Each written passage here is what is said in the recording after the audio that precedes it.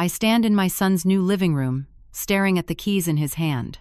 I just learned the truth. The $200,000 I gave him from selling my own home wasn't for his education or starting fresh like he promised. He bought this house for his wife, Caroline, and her mother, Diane. They're moving in next week. When Caroline smirks and says, "I should have been smarter with my money," something inside me snaps. I pull out my phone, dial a number, and hit speaker. My son's face drains of all color. Let me back up and tell you how I got here. Standing in this beautiful 3-bedroom house that I paid for, but will never live in. 6 months ago, my son Brandon came to my door in tears. He's 32 years old, married to Caroline for 3 years, and I thought he had his life together. But that evening, he looked like a broken man. He told me he desperately needed money for a business opportunity and career certifications that would change his life. He said it was now or never, and if he didn't seize this chance, he'd regret it forever. I had just sold my small 2-bedroom house in a quiet neighborhood in Akron, Ohio. That house held 30 years of memories. My husband Frank and I bought it when Brandon was just a baby. Frank died 12 years ago from a heart attack, and I'd been living there alone ever since, keeping everything exactly as it was. The garden Frank planted. The porch swing where we'd sit on summer evenings. The kitchen where I baked Brandon's birthday cakes every year. But the house was getting too big for me. Too many repairs I couldn't afford. Too many memories that sometimes hurt more than they comforted. So I sold it. The sale netted me $215,000. It was my entire nest egg for retirement. Every penny I had in this world. When Brandon came to me crying, saying he needed help, what was I supposed to do? He's my only child. My baby boy. He promised he'd pay me back within a year. He said I could live with him and Caroline temporarily while I figured out my next steps. He made it sound like we were in this together, like family helping family. I gave him $200,000. I kept $15,000 for myself to cover a few months of expenses. That was 6 months ago. Since then, I've been living in a cramped studio apartment on the east side of town. It's 400 square feet with a tiny kitchenette, a bathroom barely big enough to turn around in, and a window that looks out at a brick wall. The neighbors are loud. The heating doesn't work properly. But I told myself it was temporary. Brandon said he was getting settled, and soon he'd have room for me. I've been working part-time at a grocery store, scanning items and bagging groceries. At 67 years old, standing for 6-hour shifts makes my feet swell and my back ache. But I needed the income. My $15,000 was disappearing fast on rent, utilities, food, and medical expenses. I have high blood pressure and need medication that costs $80 a month, even with insurance. Every week, I'd call Brandon. Every week, he'd say he was working on things, getting the business set up, finding the right place. Just be patient, Mom. Just a little longer. Then yesterday, he called me. His voice was bright, excited. He said he wanted me to come over and see something. He gave me an address in a nice neighborhood in Fairlawn, about 20 minutes from my studio. My heart soared. This was it. He'd found a place for us. Finally, I could stop living in that depressing little box. I dressed in my nicest outfit, a blue cardigan and gray slacks. I even put on the pearl earrings Frank gave me for our 20th anniversary. I stopped at a bakery and bought a coffee cake to celebrate. I imagined us sitting in a bright kitchen, making plans, being a family again. I pulled up to the address and my breath caught. It was a beautiful house, brick front, 2-car garage, a lawn with established trees, flower beds along the walkway. This wasn't just a place. This was a home, a real home. I rang the doorbell, holding my coffee cake, smiling so wide my cheeks hurt. Brandon answered. He looked nervous, wouldn't quite meet my eyes, but he let me in. That's when I saw them. Caroline and her mother Diane, standing in the living room with measuring tapes and paint swatches, furniture catalogs spread across the floor, a bottle of champagne open on the kitchen counter. "Mom," Brandon said weakly, "I wanted to show you the house." "It's beautiful," I said, looking around at the hardwood floors, the big windows, the vaulted ceilings. "When do we move in?" Caroline laughed. Actually laughed, this sharp little sound that made my stomach drop. "We?" she said. "Anissa, this house has 3 bedrooms. The master is for Brandon and me. The second bedroom is for my mother. She's moving in permanently to help when the baby comes. And the third bedroom is going to be the nursery. I stood there, not understanding. Baby? I'm 3 months pregnant, Caroline said, not even pretending to be warm about it. We need my mother here for support, not you. The room started spinning. But Brandon, you said I could live with you. You said the money was so we could build a future together. Brandon looked at the floor. Just looked at the floor like a coward. Oh, Anissa, Caroline said, and her voice was pure poison. You should have been smarter with your money. Maybe gotten something in writing. That money was a gift. What we do with it is our business. Diane, Caroline's mother, smirked from her spot by the window. She's about my age, maybe a few years younger, with dyed blonde hair and too much makeup. You really thought they'd want you living here? She said. That's sad. Something broke inside me. Not broke like shattered. Broke like a dam bursting. I reached into my purse and pulled out my phone. My hands were shaking, but I managed to dial. I hit the speaker button. It rang twice. Then a professional woman's voice answered. Hello, Mrs. Patterson. Is everything confirmed? Brandon's face went white. Actually white, like all the blood drained out of it. Yes, Linda, I said, my voice steadier than I felt. I need you to proceed with the lien paperwork immediately. Wait, Brandon said. Wait, what? I looked at my son, really looked at him. When I gave you that money, I had my attorney friend Linda draw up documents showing it was a loan, not a gift. It's secured against any property you purchased with those funds. This house legally cannot be occupied until the debt is repaid in full, and I have the right to force a sale if you default. Caroline's mouth fell open. You're lying. Linda, I said into the phone, can you confirm for everyone listening that the lien is legally valid and enforceable? Absolutely, Mrs. Patterson. The documents were properly notarized and filed with the county. Mr. Patterson signed all required paperwork acknowledging the loan terms and the security interest. Would you like me to email you the copies? That would be perfect. Thank you, Linda. I hung up. The silence in that room was so thick I could barely breathe. You never told me about paperwork, Brandon said, his voice rising. You never said anything about a loan. You never told me you were buying a house and cutting me out of it, I shot back. I guess we both kept secrets. Caroline's face turned red. You manipulative witch. You trapped him. I protected myself, I said. Something you clearly didn't expect me to be smart enough to do. Diane stepped forward. You can't do this. Brandon is your son. And I'm his mother, who gave him everything I had. I don't remember you writing any checks, Diane. This is between Brandon and me. Mom, please, Brandon said, and now he looked panicked. We can work this out.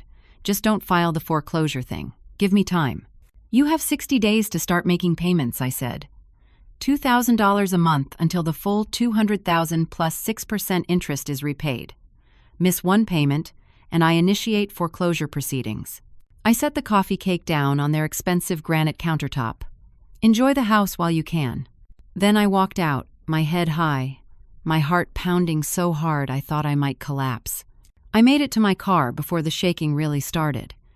I sat there in the driveway of the house I paid for, gripping the steering wheel, trying to breathe. I'd won. I'd actually won. So why did I feel like I was falling apart? 2 days later, I was starting to feel like maybe things would work out after all. Brandon called and left a voicemail, saying he wanted to talk. His voice sounded calmer, more reasonable. Maybe the shock had worn off and he realized he needed to make this right. I was at work, scanning groceries, when my manager Dorothy called me to the back office. She looked concerned. Anissa, someone delivered this for you. It's certified mail. My hands trembled as I signed for the thick envelope. The return address was from a law firm I'd never heard of, Whitfield and Associates. I opened it right there, standing in the break room. It was a lawsuit. Brandon and Caroline were suing me to void the lien. The document was full of legal language I barely understood, but the core claim was clear. I had coerced Brandon into signing the loan documents under duress. I had used emotional manipulation as a grieving widow, taking advantage of my son's good nature and love for his mother. They were arguing that the lien was invalid because Brandon signed it under psychological pressure. There were multiple pages of allegations. That I'd threatened to disown him if he didn't sign. That I'd used my age and health issues to make him feel guilty. That I'd deliberately hidden the true nature of the documents until after the money was transferred. All lies. Complete lies. But there they were, in official legal language, filed with the court. I called Linda immediately. She answered on the third ring. "Linda, they're suing me. Brandon and Caroline hired a lawyer and they're trying to void the lien." There was a long pause. "Anissa, I need to tell you something. I'm moving to Arizona next week. My daughter is having serious complications with her pregnancy and needs help with her other kids. I can't represent you in contested litigation. I'm sorry." My stomach dropped. "What do I do?" "I can refer you to another attorney, Gerald Spencer. He's excellent with these types of cases. But Anissa, he's going to want a retainer, probably around $5,000 up front." $5,000. I had maybe $3,000 left in my account. Between rent, food, medication, and basic expenses, my savings were nearly gone. "I don't have $5,000, I whispered. "Then you need to find it. Check with family, friends, maybe get a loan. But you can't go into court without representation against Marcus Whitfield. He's aggressive, and he wins." After we hung up, I sat in my car outside the grocery store and tried not to cry. I called 3 banks about personal loans. All 3 said the same thing. They couldn't lend to someone my age with minimal income, no property, and no collateral. My credit was decent but not great. I was too high risk. I called my sister Patricia in Cleveland. We'd never been particularly close, but she was my only living relative besides Brandon. "Patricia, I need help. Brandon is suing me and I need to hire an attorney."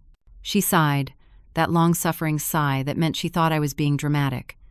"Anissa, what did you do?" "What did I do? He stole my money." "He's your son.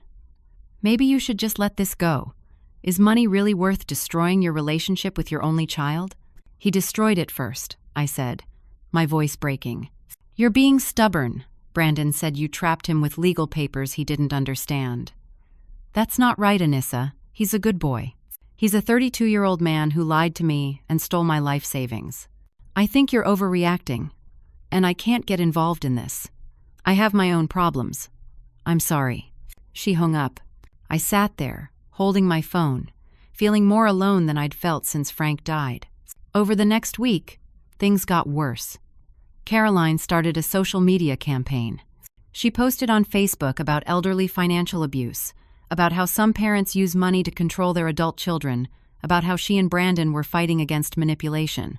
She didn't name me directly, but everyone knew who she meant. Friends from church started calling. Neighbors from my old street, people I'd known for decades. "Is it true you're forcing Brandon to pay you back? Did you really trick him into signing papers? Maybe you should forgive him. Family is more important than money." Each call felt like a knife. People I thought would support me were questioning my actions, my motives, my character. Brandon and Caroline's attorney, Marcus Whitfield, was smart. He wasn't just fighting me in court, he was fighting me in public opinion, making me look like the villain. Then I discovered something that made everything worse. I couldn't sleep one night, so I was scrolling through my phone at 2 a.m. I found Brandon's LinkedIn profile and clicked on it out of habit. His profile said he was still working at Liberty Insurance Group, same job he'd had for 5 years. But something felt off. I clicked through to the company's website and found their staff directory. Brandon's name wasn't there. I spent the next hour searching. I found a local news article from 4 months ago about Liberty Insurance Group firing 3 employees for falsifying client documents. The names weren't listed, but the timing was right. I called the company the next morning, pretending to be a potential employer checking references. "I'm sorry," the HR representative said, "but Brandon Patterson is no longer employed with us and hasn't been since July. I can't provide any additional information." July. 4 months ago. My son had been fired, and he never told anyone. Not Caroline, not me, nobody. I sat with this information for 3 days, not knowing what to do with it. If I exposed this, I might destroy Brandon's marriage. Caroline clearly had no idea he was unemployed. He'd been leaving the house every day, maintaining the lie, while she worked her part-time receptionist job thinking they had his income to rely on. But if Brandon was desperate enough to lie to his wife about having a job, what else was he capable of? What other lies had he told? And how was he planning to make loan payments when he had no income? I was terrified, not just of losing my money, terrified of what my son had become. This stranger who could lie so easily, who could manipulate so coldly. I went to bed that night in my tiny studio apartment, holding the printed evidence of Brandon's job loss, and I couldn't stop shaking. I had leverage now, but using it felt like detonating a bomb, and I wasn't sure who would survive the explosion. I was still trying to decide what to do about Brandon's job loss when my phone rang. Caroline's name appeared on the screen. My first instinct was to decline the call, but curiosity got the better of me. "Hello?" "Anissa." Caroline's voice was different, softer, almost kind. "I was hoping we could talk, just the two of us. No lawyers, no Brandon, just talk." I didn't trust her. Not even a little bit, but I said, "Okay. Can we meet for coffee? Tomorrow morning? There's a place called Morning Brew on Market Street." I knew the place. It was neutral, public, safe. "Fine, 10 o'clock. "Thank you. Really. I think we both want the same thing. We just need to find a way to get there." She hung up, and I stared at my phone. What game was she playing now? The next morning, I arrived at Morning Brew 5 minutes early. I ordered a small black coffee and sat at a table near the window where I could see the whole room. Old habits from when Frank used to take me to restaurants. He always wanted to sit where he could see the exits, said it made him feel more comfortable. Caroline arrived right on time. She looked different than she had at the house. Softer, somehow. She was wearing a simple blue dress, her hair pulled back, minimal makeup. She looked young and a little scared. She ordered a decaf latte and sat across from me. "Thank you for coming," she said. I didn't respond, just waited. She took a breath. "I want to apologize. For the things I said at the house, I was wrong. It came from a place of fear, not malice." I raised an eyebrow. "I'm pregnant," she continued. "First baby. And I'm terrified. My mom hasn't always been the most supportive person, but she's all I have. My dad died when I was 16. I don't have siblings. I thought if I could get her close, living with us, maybe this time would be different. Maybe she'd actually be there for me." Her eyes got watery. She dabbed at them with a napkin. "But you're Brandon's mother. And this baby is going to need both grandmothers. I was wrong to cut you out. I was selfish and scared, and I took it out on you." I felt something shift in my chest. This was the most human Caroline had ever seemed to me. "What are you proposing?" I asked carefully. "Drop the lien," she said. "And once the baby comes, you can move into the 3rd bedroom. You'd help with childcare, spend time with your grandchild, be part of our family. We'd ask you to contribute $400 a month for utilities and groceries, which I know isn't much. We'd all be together. Isn't that what you wanted? A grandchild." I was going to be a grandmother. The thought filled me with such sudden longing I almost gasped. I'd been so focused on the money, on the betrayal, that I hadn't let myself think about the baby, Frank's grandchild. A little person who would carry his genes, his smile maybe, his kind eyes. "You're really 3 months along?" I asked. She nodded and pulled out her phone. She showed me an ultrasound picture. 12 weeks, due in May. I looked at that grainy image, and my heart broke open. This was real. This was my family, my blood. "I don't know," I said, but my voice was weak. "Anissa, I know I hurt you, but we're family now, whether we like each other or not, and this baby deserves to know you. Don't you want that?" I did. I wanted it so badly it physically hurt. "Let me think about it," I said. "Of course, take your time. But the lawyers are expensive, and this fight is draining all of us. Maybe we could all win if we just stopped fighting." I drove home in a daze. I thought about holding a baby again, reading bedtime stories, teaching a little one to bake cookies like I'd taught Brandon, being grandma. That evening, Patricia called again. "Brandon told me you and Caroline talked." "That's good, Anissa. That's really good. She seems like she wants to make peace." "You talked to Brandon?" "He calls me sometimes. He's worried about you. About this whole situation. He wants you in his life, Anissa. He wants his child to know their grandmother. Don't let pride ruin that." Pride. Was that what this was? Pride? Or was it self-preservation? I couldn't tell anymore. The next day, I called the attorney Linda had referred me to, Gerald Spencer. I told him I was dropping the case. "Are you sure?" he asked. "Because once you release that lien, you have no legal leverage." "I'm sure. Draw up the papers." 3 days later, I signed the documents releasing the lien on Brandon's house. It was done.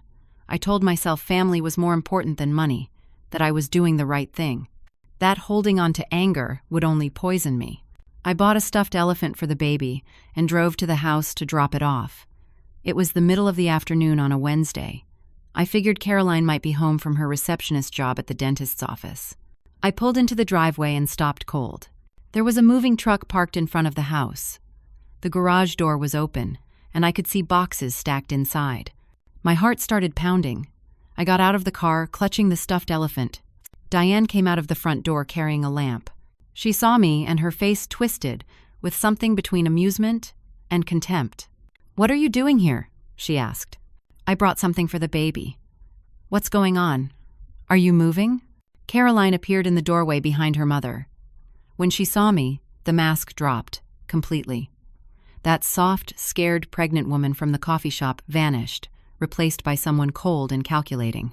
"We're leaving," Caroline said flatly, "moving to Florida. Brandon got a job offer down there, and we're taking it." I felt like I'd been punched. "Florida? What are you talking about?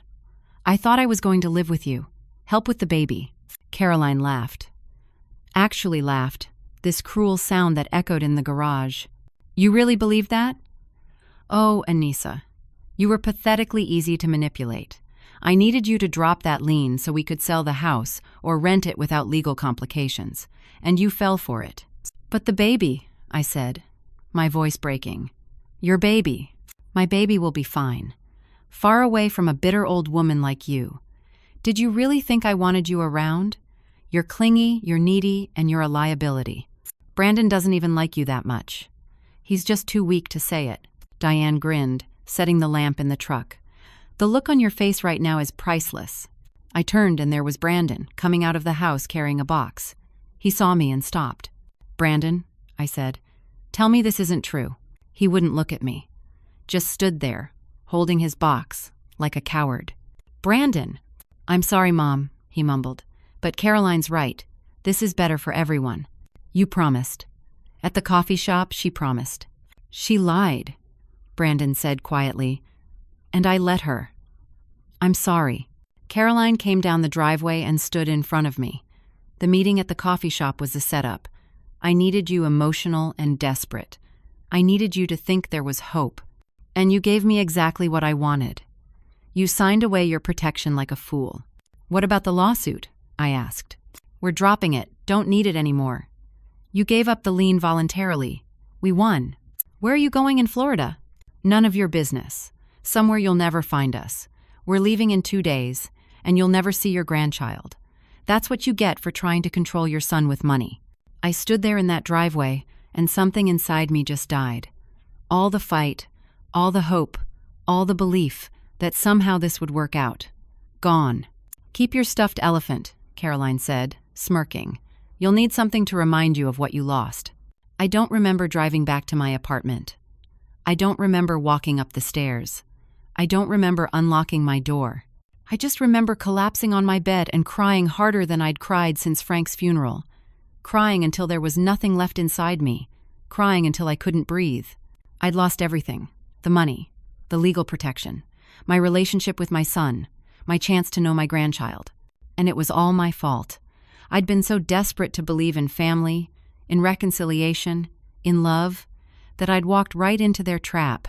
I was 67 years old, alone, broke, and broken, and I didn't know if I'd ever be whole again. The next 2 weeks are a blur in my memory. I called in sick to work so many times that Dorothy finally told me I needed to either come in or take an unpaid leave. I chose unpaid leave because I couldn't face people. Couldn't pretend to be okay. Couldn't smile and ask if someone wanted paper or plastic bags. I barely ate. I'd make toast and forget about it. Open a can of soup and leave it on the counter. Nothing tasted like anything anyway. My studio apartment, which had always felt cramped, now felt like a cage. 400 square feet of failure. Every surface reminded me of what I'd lost. The small table where I'd sat planning how to use my settlement from the house sale, back when I thought I'd have enough for a modest retirement.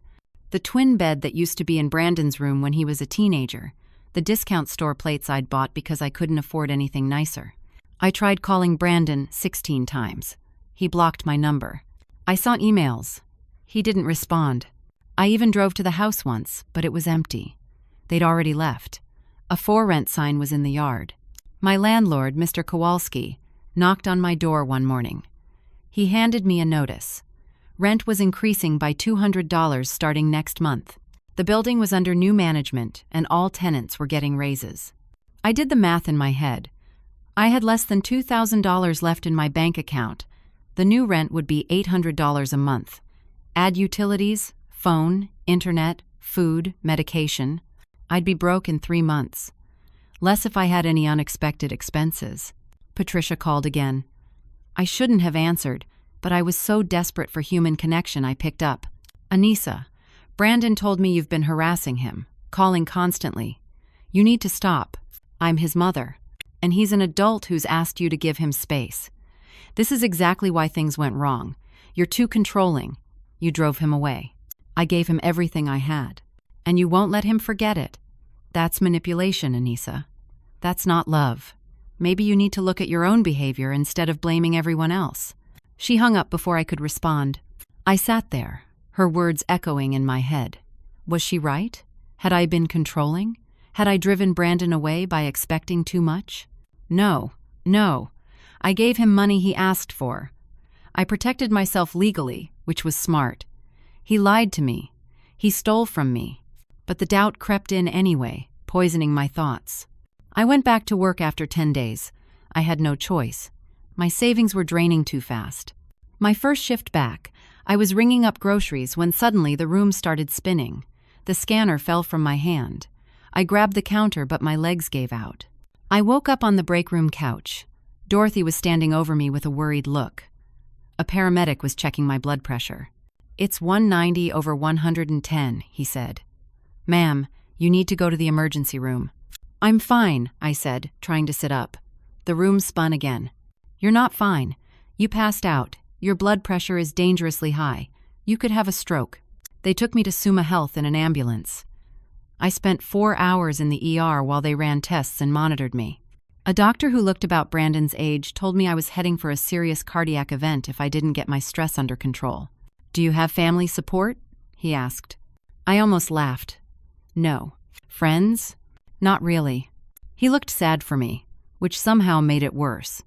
You need to find ways to reduce your stress levels. Exercise, meditation, therapy. And you need to take your medication consistently. When was your last dose? I couldn't remember. Maybe 3 days ago? I'd been so out of it. They gave me a prescription for a higher dose and sent me home with instructions to follow up with my primary care doctor. Then came the bill, $1,200 even after my insurance, for 4 hours and some tests. I sat in the hospital parking lot and cried. Again. I was so tired of crying, but I couldn't stop. When I got back to my apartment, there was someone waiting in the hallway. A woman I didn't recognize. She was maybe 40, with short brown hair and a nervous expression. Anissa Patterson? She asked. Yes? My name is Shelby Grant. I'm Brandon's ex-girlfriend, from 5 years ago. Can we talk? I let her into my apartment because I was too tired to be cautious. She sat on my tiny couch, and I sat at the table. I saw Caroline's Facebook posts, Shelby said, about the difficult mother-in-law situation. She didn't name you, but I recognized you from old photos Brandon used to show me. I thought you should know something. What?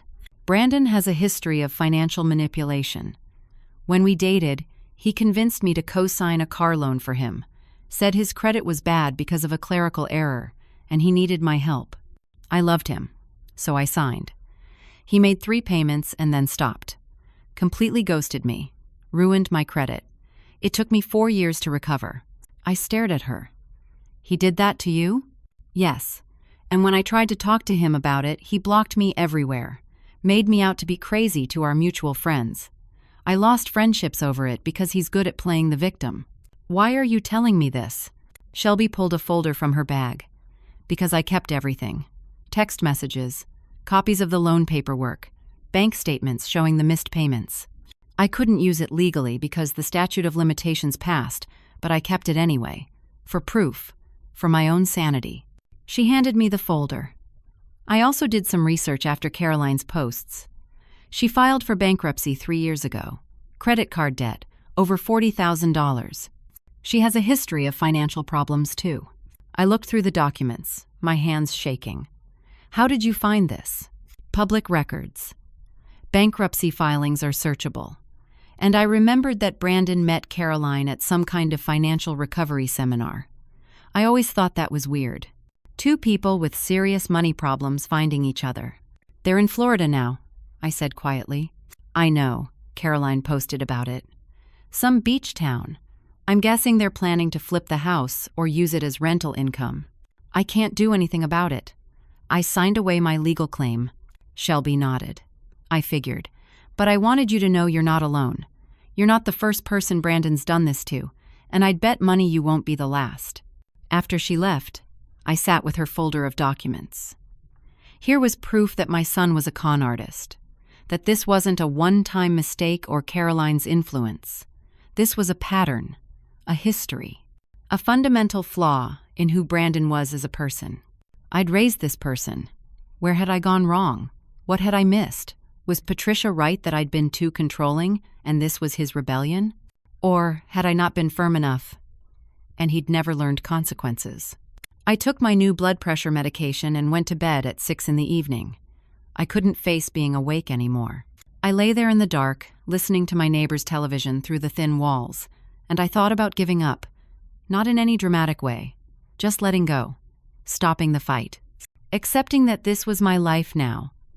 Alone, broke, estranged from my only child.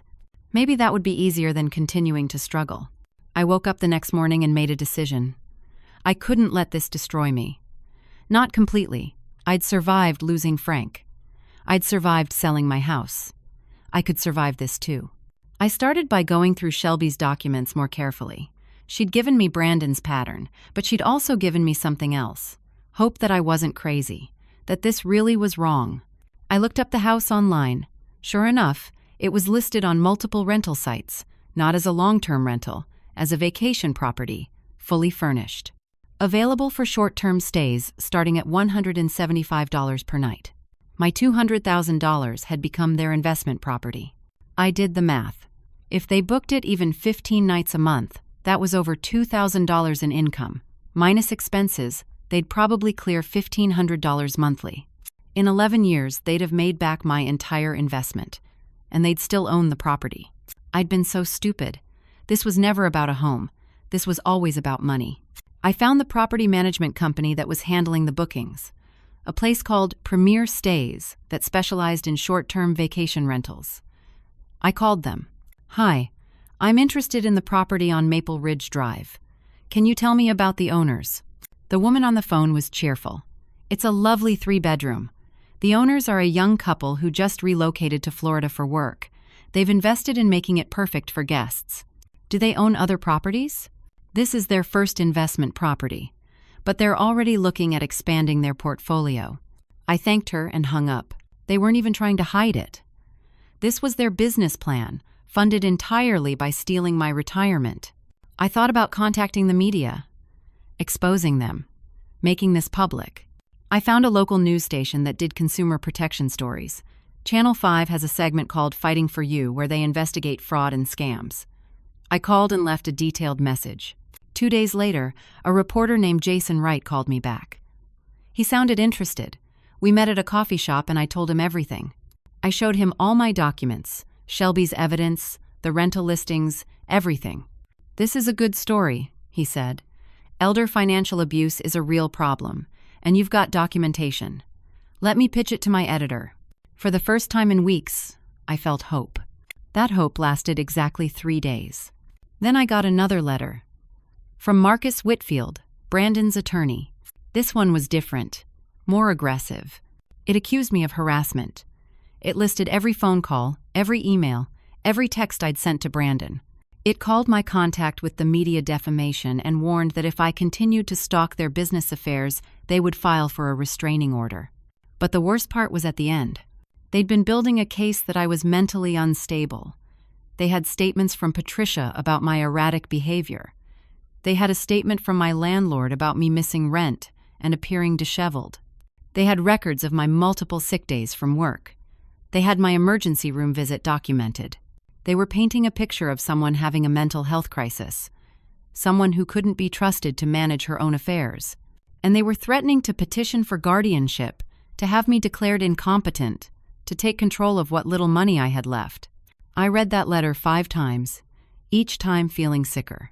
They were going to take everything, not just my money, my freedom, my autonomy, my very right to make my own decisions.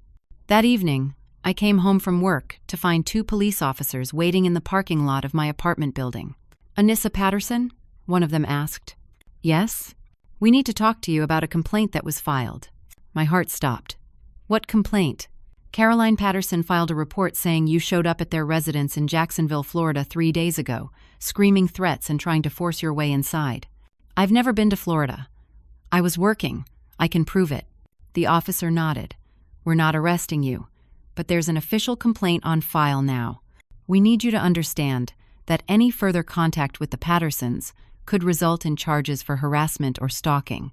"I didn't do anything." "I believe you, ma'am, but the complaint is filed. If you have documentation showing you were in Ohio at the time, you should hold on to it. In the meantime, no more contact. Understand?" I nodded, unable to speak. After they left, I went inside and threw up. Just bent over the toilet and emptied my stomach until there was nothing left. They were destroying me. Systematically. Legally. And I had no way to fight back.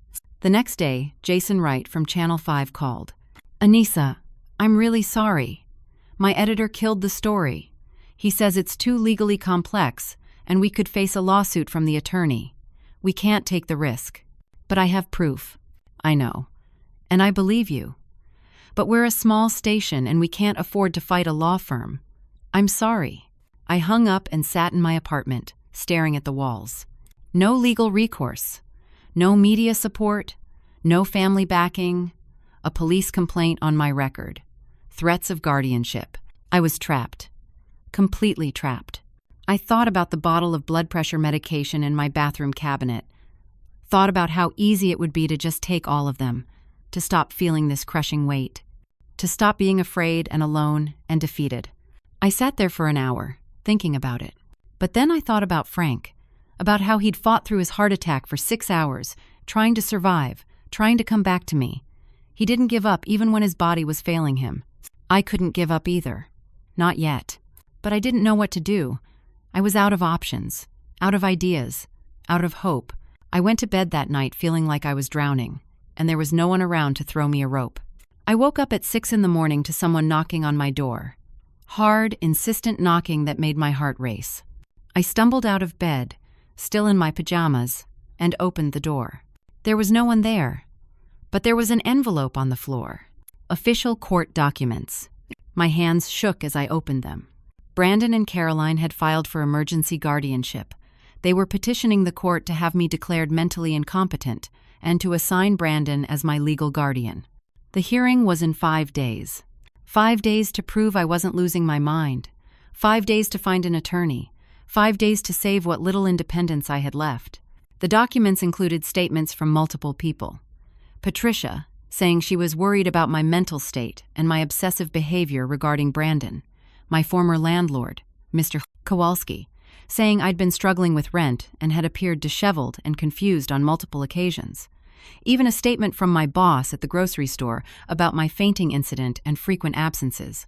They'd twisted everything, made it look like I was falling apart, unable to care for myself, a danger to my own well-being.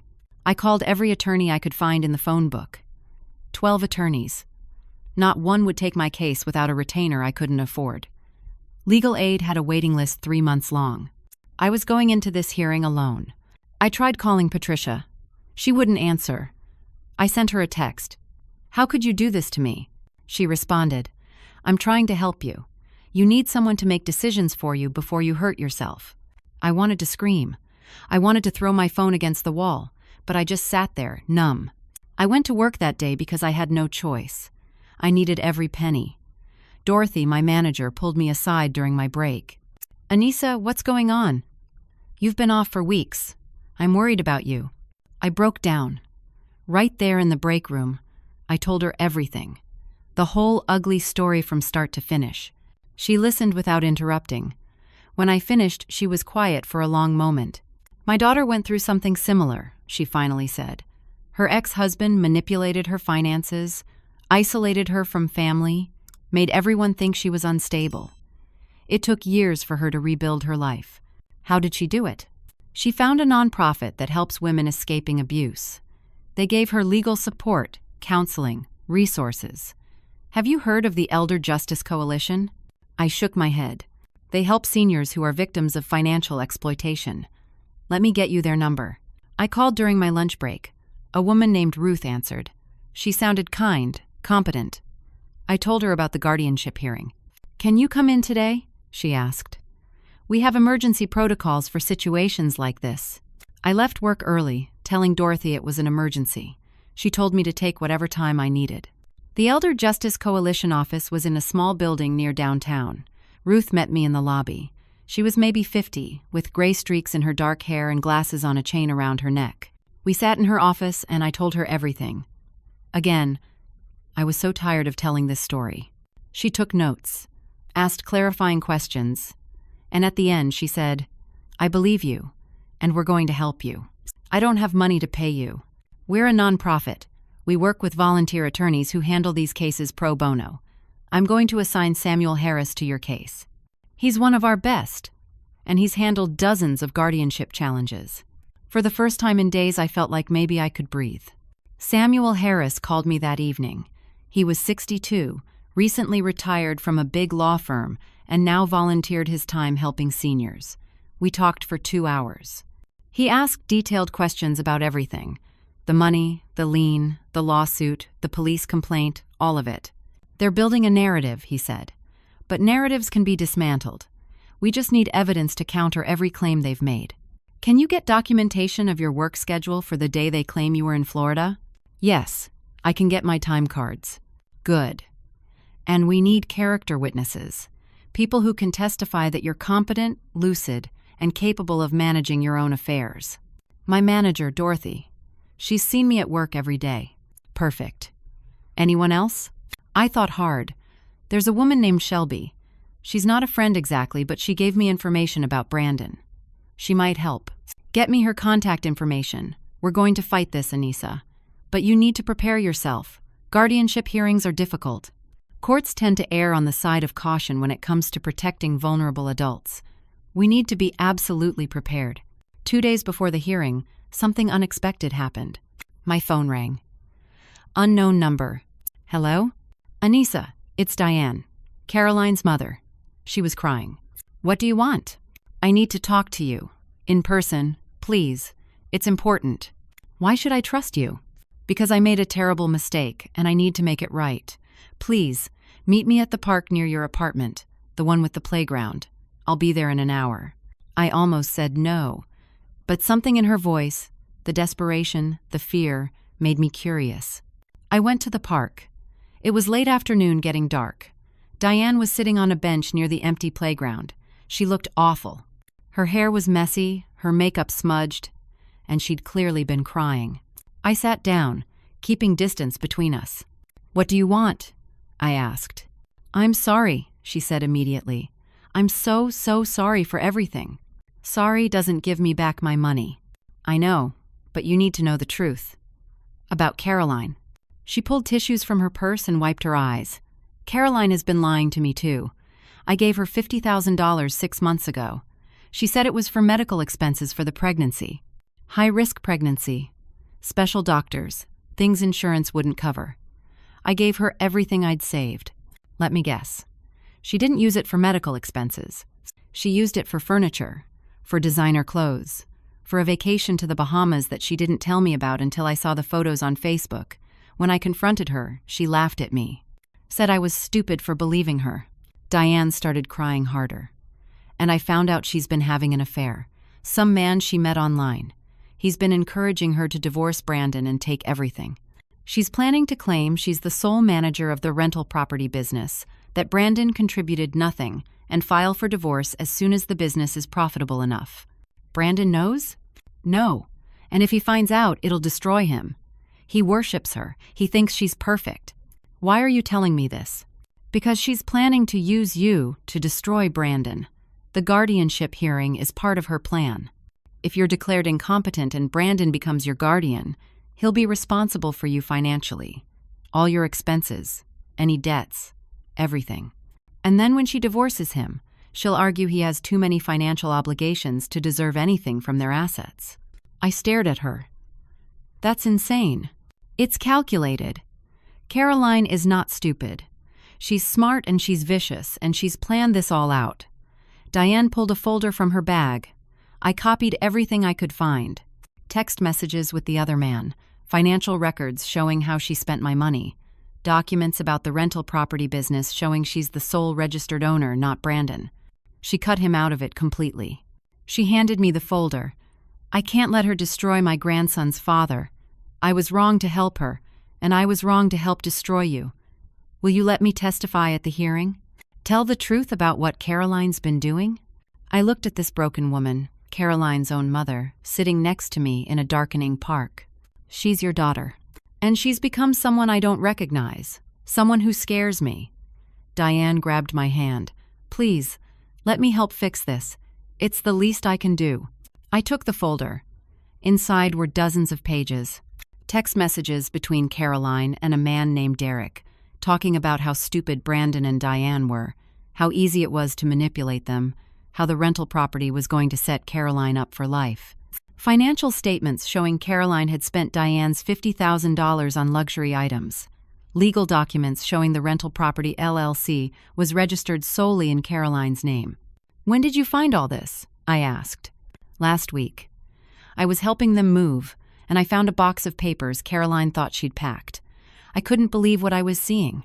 I confronted her, and she told me to mind my own business, or she'd cut me off from seeing the baby. Are you willing to testify under oath? Even if it means losing your relationship with Caroline and the baby? Diane nodded, fresh tears streaming. Yes. Because that baby deserves better than growing up with a mother like this. And so does Brandon. And so do you.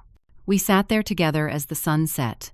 Two women who'd been manipulated and used by the same person, making a plan to fight back. For the first time since this nightmare started, I didn't feel alone. The morning of the guardianship hearing, I woke up at 5. I couldn't sleep. I put on my best outfit, a navy blue dress that Frank had always said made me look distinguished. I fixed my hair. Put on light makeup. I needed to look competent, put together, stable. Samuel Harris picked me up at 8. We drove to the courthouse together. He went over our strategy one more time. They're going to try to paint you as mentally unstable. We're going to show that you're a victim of coordinated financial abuse. Dorothy will testify about your work performance. Diane will testify about Caroline's manipulation. And you'll testify about the timeline of events. Stay calm. Answer only what's asked. Don't get emotional. I'll try. You'll do great. I believe in you. We walked into the courtroom. Brandon was already there, sitting with Caroline and Marcus Whitfield. Brandon looked sick, pale, like he hadn't slept. Caroline looked confident, almost smug. When she saw me, she smirked. Patricia was there too, sitting behind Brandon. She wouldn't meet my eyes. The judge entered. Her name was Judge Martha Chen, and she looked to be in her 50s, with sharp eyes and a no-nonsense demeanor. Marcus Whitfield went first. He presented the case for guardianship, arguing that I was exhibiting signs of mental decline, obsessive behavior, financial irresponsibility, inability to maintain stable housing, health crises, harassment of family members. He made it sound like I was one step away from wandering into traffic. Patricia was called to testify. She talked about how I'd become fixated on the money, how I'd called her constantly, how I seemed unable to let things go. Do you believe your sister is capable of managing her own affairs? Marcus asked. Patricia hesitated, looked at me, looked away. I don't know. I'm worried about her. Brandon was called next. He sat in the witness box looking miserable. Marcus led him through carefully worded questions about his concern for me, his desire to help me, his worry that I'd hurt myself. Mr. Patterson, do you love your mother? Yes, Brandon whispered. And you just want to help her? Yes. Even though she's fought you every step of the way? Yes. Samuel stood up. Objection. Leading the witness. Sustained, Judge Chen said. Mr. Whitfield, stick to questions. But the damage was done. Brandon looked like a devoted son, worried about his declining mother. Then it was our turn. Samuel called Dorothy first. She testified about my excellent work performance, my reliability before the recent crisis, and how my difficulties were clearly related to external stressors, not mental decline. In your professional opinion, having supervised Anissa for 3 years, is she mentally competent? Absolutely. She's one of the sharpest employees I have. She just went through a traumatic experience. Marcus cross-examined, trying to make something of my fainting incident and sick days, but Dorothy held firm. Then Samuel called Diane. Caroline's face went white. She leaned over and whispered something urgent to Marcus. He looked confused. Diane walked to the witness stand. She was shaking, but her voice was steady. Samuel asked her to explain her relationship to the parties. I'm Caroline Patterson's mother, Brandon's mother-in-law, and I've been part of a terrible scheme to defraud Anissa. The courtroom went completely silent. Diane told everything. How Caroline had manipulated Brandon into asking for the money, how they'd planned to use it for an investment property, not a home. How Caroline had orchestrated the coffee shop meeting to trick me into dropping the lien. How Caroline had filed a false police report, how she'd been planning to divorce Brandon and take everything. Marcus was on his feet. Objection. This is hearsay and speculation. It's not speculation, Diane said. I have proof. Samuel handed her the folder. Diane identified each document, the text messages, the financial records, the LLC paperwork, showing Caroline as sole owner. Why are you coming forward now? Samuel asked. Because I realized my daughter isn't the person I thought she was, and because Anissa doesn't deserve this. Neither does Brandon, even though he's been weak and foolish. This guardianship petition isn't about protecting Anissa. It's about Caroline gaining more control to manipulate the situation before she divorces Brandon. Caroline stood up. This is ridiculous! She's lying! Judge Chen looked at her. Mrs. Patterson, sit down or I'll hold you in contempt. Caroline sat, but her face was bright red. Marcus tried to cross-examine Diane, tried to discredit her, but she had documentation for everything. The text messages were time-stamped. The financial records were official. The LLC paperwork was public record. Then Samuel called Shelby. She testified about Brandon's history of financial manipulation, providing her own documentation of the car loan fraud from 5 years ago. Finally, Samuel called me. I walked to the witness stand on shaking legs. I put my hand on the Bible and swore to tell the truth. Samuel asked me to tell my story. I did. All of it. From selling my house, to giving Brandon the money, to the discovery at the house, to the lien, to being manipulated into dropping it, to finding out about Brandon's job loss, to the threats and the police complaint. Why did you give your son $200,000? Samuel asked. Because he's my son. Because I loved him and trusted him. Because when your child asks for help, you help them. Do you regret it? I regret trusting people who betrayed me. I don't regret trying to help my son. Mrs. Patterson, in your own words, are you mentally competent to manage your own affairs? Yes. I made a mistake trusting the wrong people. That doesn't make me incompetent. That makes me human. Marcus cross-examined me. He tried to make me look obsessive, tried to get me to admit to mental health problems, tried to paint my actions as erratic. But I stayed calm, answered his questions directly, didn't take the bait. When I stepped down, I felt exhausted but steady. Judge Chen asked Brandon to take the stand again. Mr. Patterson, she said, I have one question for you. Were you fired from Liberty Insurance Group 4 months ago for falsifying client documents? Brandon's face went gray. Yes. Yes, I was. And you've been lying to your wife about having employment since then? Yes. And the $200,000 from your mother, you used it to purchase an investment property, Not for education or career advancement, as you told her? Yes. And you participated in a scheme to manipulate her into releasing a legal lien on that property? Brandon looked at Caroline. Looked at me. Yes. Judge Chen leaned back in her chair. I've heard enough. I'm dismissing the guardianship petition. Mrs. Anissa Patterson is clearly mentally competent and has been the victim of financial elder abuse, not the perpetrator of mental instability. She shuffled papers. Furthermore, based on the testimony I've heard today, I'm referring this case to the District Attorney's Office for Criminal Investigation into potential charges of financial exploitation of a vulnerable adult, fraud, and filing a false police report. Caroline shot to her feet. You can't do that. I can and I am. Mr. Whitfield, control your client. Caroline pushed past Marcus and headed for the door. Judge Chen called out, Bailiff, please detain Mrs. Patterson. She's a potential flight risk given testimony about plans to leave the state. The bailiff blocked the door. Caroline started yelling, saying this was all lies, all manipulation, that we were all attacking her. Security escorted her out, still screaming. The courtroom cleared slowly. Brandon sat in his chair, head in his hands. Patricia hurried out without speaking to anyone. Diane came over to me.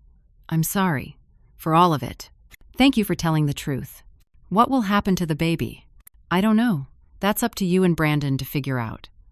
But that baby deserves better than parents who lie and cheat and steal. She nodded and left. Samuel put his hand on my shoulder. You did great. Really great. What happens now? Now we wait for the district attorney. But I think you're going to get your money back, Anissa. It might take time, but I think you'll win. Over the next 3 months, everything unraveled for Brandon and Caroline. The district attorney pursued charges against Caroline for financial exploitation. The evidence was overwhelming.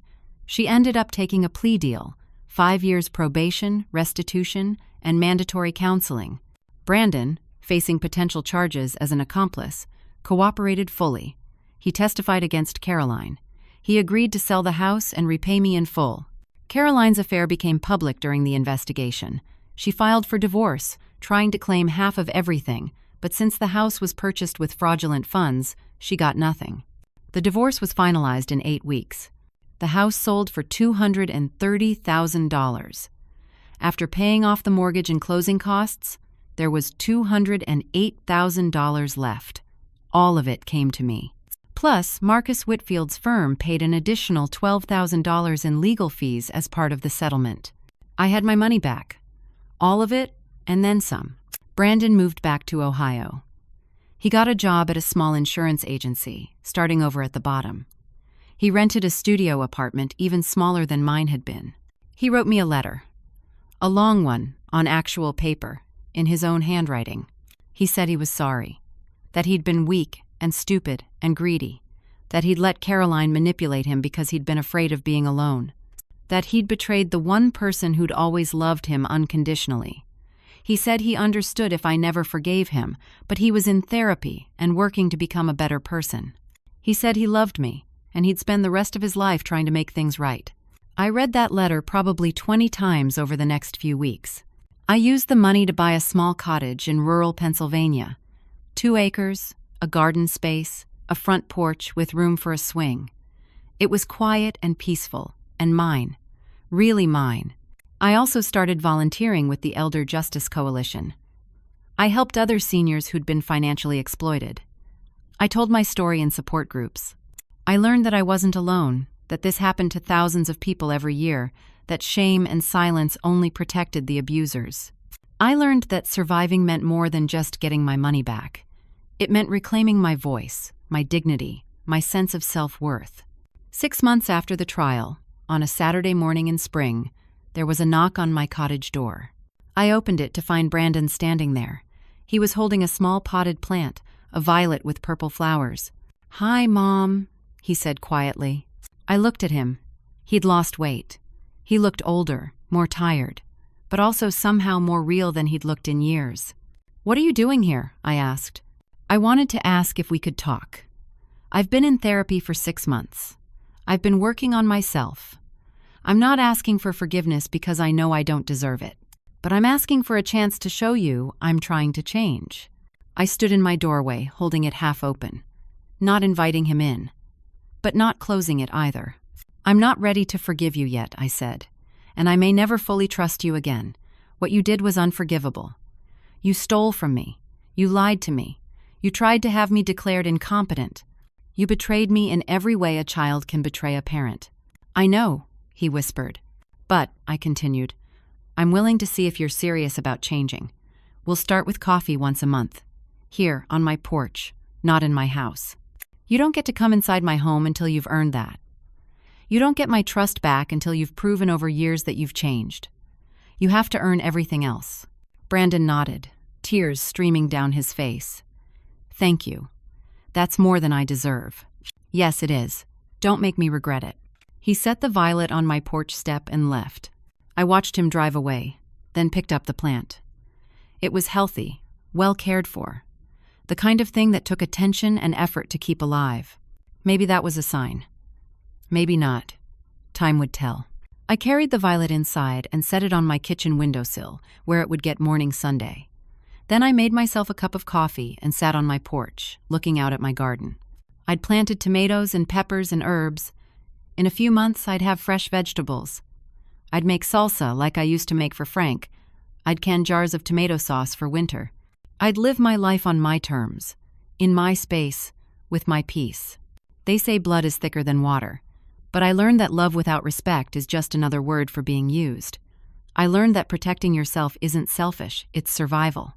I learned that even when you're knocked down, even when the people you trust most betray you, you can still get back up. Not everyone will understand your fight. Some people will even work against you. Patricia still doesn't speak to me. She thinks I was too hard on Brandon, that I should have just forgiven him immediately and moved on. But your worth isn't determined by how others treat you. It's determined by how you treat yourself. I almost lost everything. My money, my home, my dignity, my freedom, my sense of self. But I found something more valuable. My voice, my strength, and my refusal to be a victim. And sometimes, the greatest love you can show someone is refusing to let them destroy you. That's not giving up on them.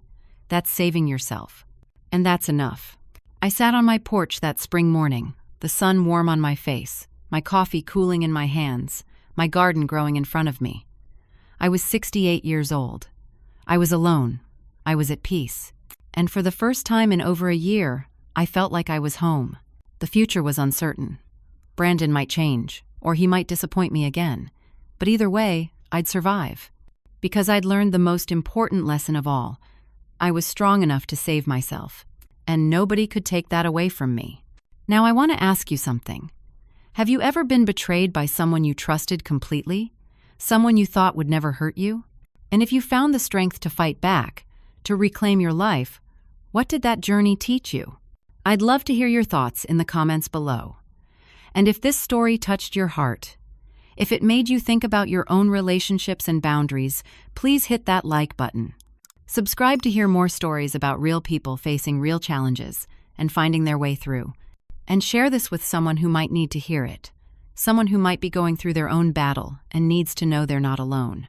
Thank you for listening to my story.